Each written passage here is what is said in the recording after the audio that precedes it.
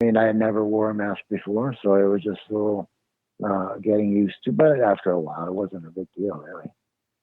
It wasn't, anything major. No, it was okay. I mean, like I said, at first it was all, rough and stuff, but after a while, no big deal.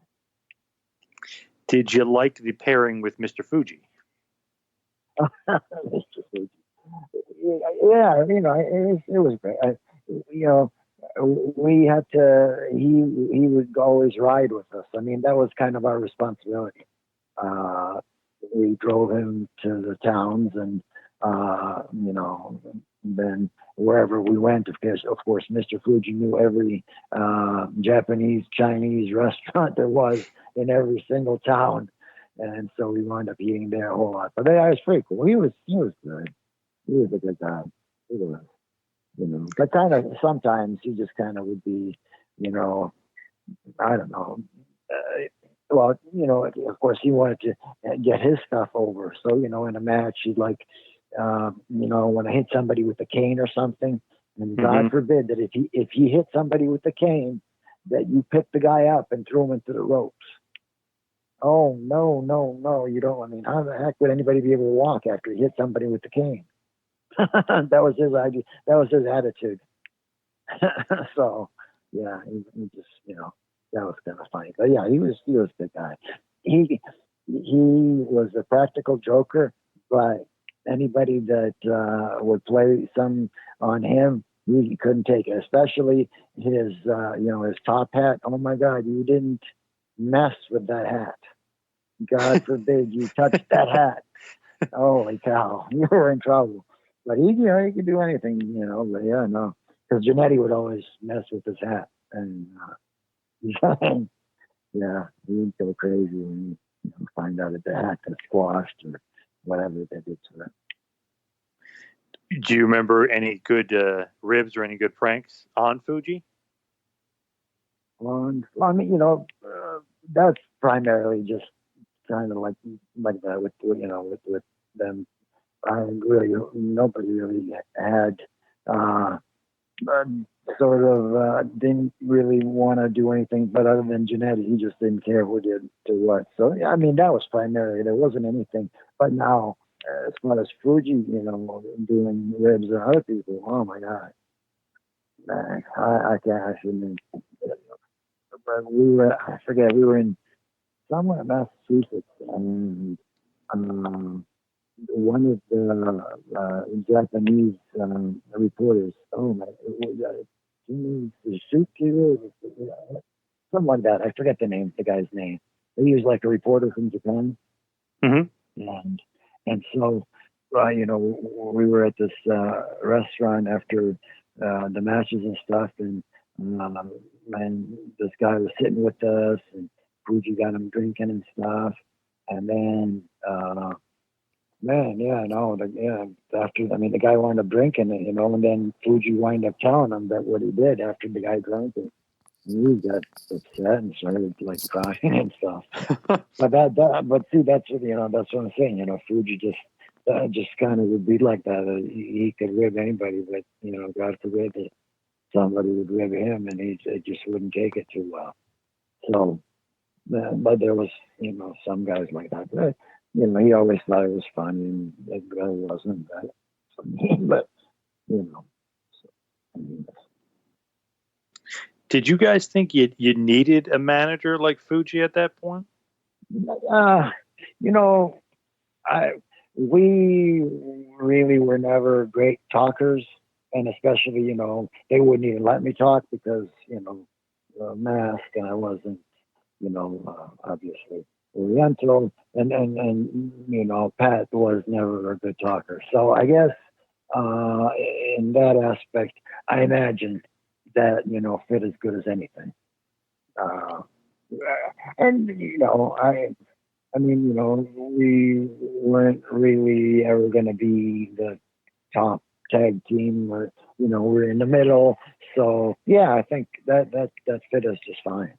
And for that reason, I guess it was sort of useful to have Fuji with us, like I said, because they wouldn't even let me talk, and then Pat just was never great talker. So. Now, with you guys, obviously, you had matches against the Hart Foundation, another great team, Haku and Barbarian. I mean, so many great tag matches. But you guys seem to be able to kind of mesh and just have good matches basically with anybody. Is that kind of on you guys that you're able to adapt to those different type of teams? I really do think so. I really do think so because, like I said, whether it was the Bushwhackers, which was completely kind of a different style, and if you work with big guys like the Bump and then the Rockers, again, it was kind of great spots where we worked it together and stuff. So really, we kind of figured out, whatever the team that we were going against, whatever their strong points were, that we could get them over. And so and I think most of them enjoyed working with us for that reason. I mean, our thing was to get them over, and if we got them over, we knew we would be over. So that was the main thing to us. I mean, we weren't gonna try and take 80% of the match. There's no reason. It just wasn't gonna happen. Like I said, if we knew if we got them over, then that'd be appreciated. So that's basically the way we always wanted to make sure that we knew what their strong points were and got those things over, and everybody loved working with us. I feel like the Royal Rumble kind of was your event for a couple of years, because 91 was the awesome match against the Rockers, and then 92, the Orient Express against the New Foundation, Neidhart and Owen. Right. Yeah, no. When, God, rest his soul, Jim, here, a couple of days ago, losing him, it's going to, man, I can't believe, I'm sorry to change the subject, but just how many guys have passed away, since I stopped working. I actually just talked to Pat, called me when Jim passed away, that day, and man, just how many guys have died is crazy. But that was a really good match against the New Foundation. And see, then by '93, the Royal Rumble at that point, prior to the '93 Royal Rumble, I was doing the Maximum, and I was going around and working with Terry Taylor on the road, and we were having really, really good matches. And so the plan was the opening match of that '93 Rumble was going to be Max Loon against Terry Taylor. But once the affair came to the forefront, they mixed that and just threw me in the Rumble match and put me in there for 2 minutes, and I was done. Crazy. And the story, I guess, goes that Conan was originally supposed to be Max Moon. That's true. That's very true. Very true. He initially, approached, I guess, Vince with this.